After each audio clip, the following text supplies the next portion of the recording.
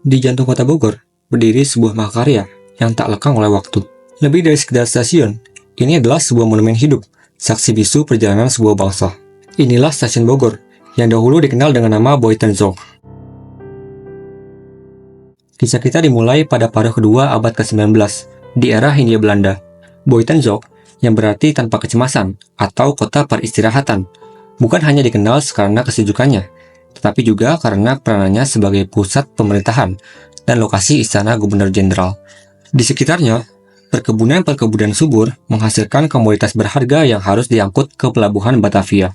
Untuk menjawab kebutuhan transportasi ini, perusahaan kereta api swasta pertama, Nederlands Indische Spoorwegmaatschappij, membangun sebuah jalur penting yang menghubungkan Batavia dengan Buitenzorg.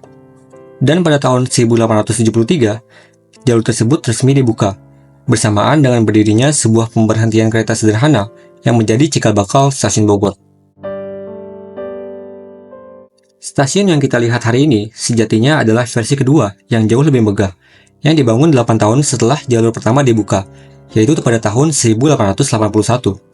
Bangunan ini dirancang dengan gaya Indische Empire, sebuah gaya arsitektur khas Eropa yang diadaptasi untuk iklim tropis. Ciri khasnya sangat jelas terlihat.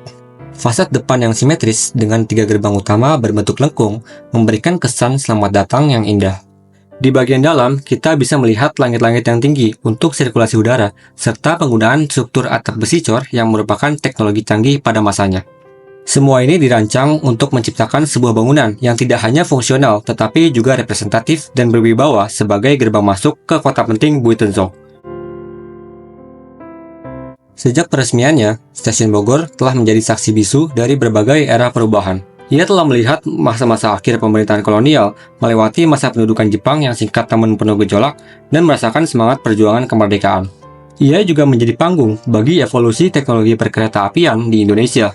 Dari era lokomotif uap yang gagah, transisi ke lokomotif diesel yang lebih bertenaga, hingga elektrifikasi jalur yang melahirkan kereta rel listrik atau KRL pertama pada tahun 1930-an yang mengubah wajah transportasi massal di Indonesia. Namanya pun berganti seiring berjalannya waktu, dari Staatspoorwegen di era Belanda hingga kini di bawah naungan PT Kereta Api Indonesia dan KAI Komuter.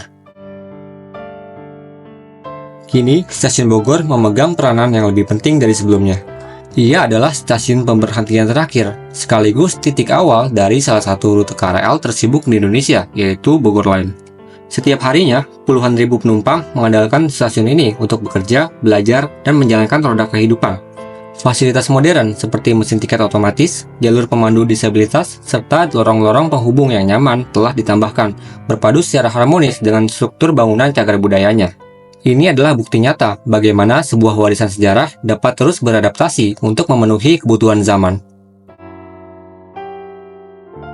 Maka, saat kita berdiri di stasiun Bogor ini, kita tidak hanya berdiri di sebuah stasiun kereta. Kita berdiri di atas lapisan-lapisan waktu. Kita merasakan gema sejarah dalam arsitekturnya, sambil menjadi bagian dari denyut modernitasnya. Stasiun Bogor adalah sebuah warisan yang tidak membeku dalam waktu. Ia adalah warisan yang terus bergerak, terus melayani, dan terus menghubungkan jutaan mimpi dan harapan. Sebuah bukti abadi dari perjalanan panjang sebuah bangsa.